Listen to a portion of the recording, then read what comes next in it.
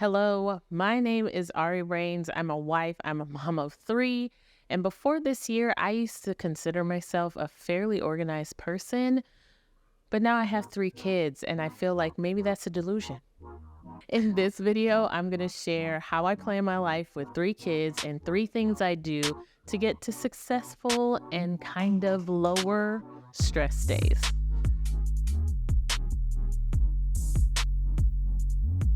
Okay, so the first thing I do is get it on paper. I'm a hypocrite, y'all. I'll tell you why. I have an Etsy store that has digital planners, but guess what I don't use? Digital planners, okay? I used to like them because I got an iPad, I had an Apple Pen, all that, but I do not like them. I find them now, where I am in my life, I find them so overwhelming with all the little options that they have. Mood tracker, habit tracker, day, month, year. It's so much going on. I need peace and simplicity, so what do I use? I use plain computer paper. The blank space of the computer paper really makes me feel like fresh. Or I'll write it down in my everything journal, and that just helps me feel safe because I know all of my thoughts that swirl around in my head are all in one place and they're safe. I won't have to try to remember. Okay, so what am I writing down on all of this stuff? Let me tell you, I'm writing down every single thing I can think about that I need to get done for the month, the week, the day.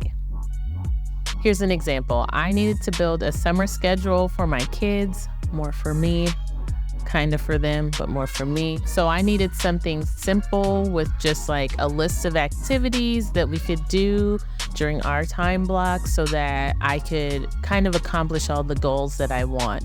Bonding, learning, all of that jazz. And then eventually, especially for content, I'll just then throw it into my Asana workspace. We're back digital, accessible, we're good. The second thing I do is use time blocks. I used to use time blocks back in the day, and I just kind of evolved from that point. You know, you ebb and flow back, but I am back, okay? Because I'm back to the tried and true. Tell me what I'm supposed to be doing during these time blocks. So I recently came across a time blocking or calendar time blocking video from Rowena Sai, and it is chef's kiss, let me tell you. Although my life looks a little different than hers, I found the video to be very helpful because it kind of helped me set up my systems for my life in this season right now. So Rowena breaks her time up into three sections: play, non-negotiables, and work. So I use those building blocks to set up a weekly schedule for my life. One thing that I really liked that she emphasized was putting things that you really value on the calendar. So for me, meal times, lunch, and dinner with the kids, it has to happen. I also made sure to block in some alone time for me because if you know anything about children, there is no such thing. So I put things like my morning routine, Bible study, and prayer, all of that on the calendar. So for my self-care time, I put things like grooming and upkeep because those are things that I tend to forget or push back, and I really would like clean hair and did nails. So obviously the time blocks work out for everybody else in this family because the kids are on a consistent routine for the most part. If you know anything about children, consistency and routine keeps them sane. Because of the age gaps of our kids, doing things all together can sometimes be hard.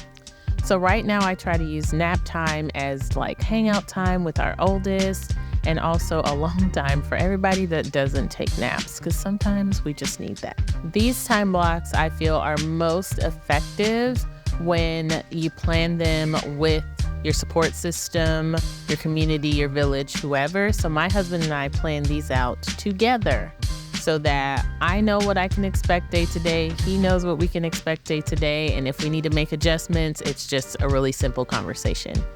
If you are a single parent and you don't necessarily have that same kind of support system or caretaking, time blocking can just keep you sane. I know what I'm going to do today. I know what to expect. I know what the kids have to do. And ouch, boom, there it is. Oh,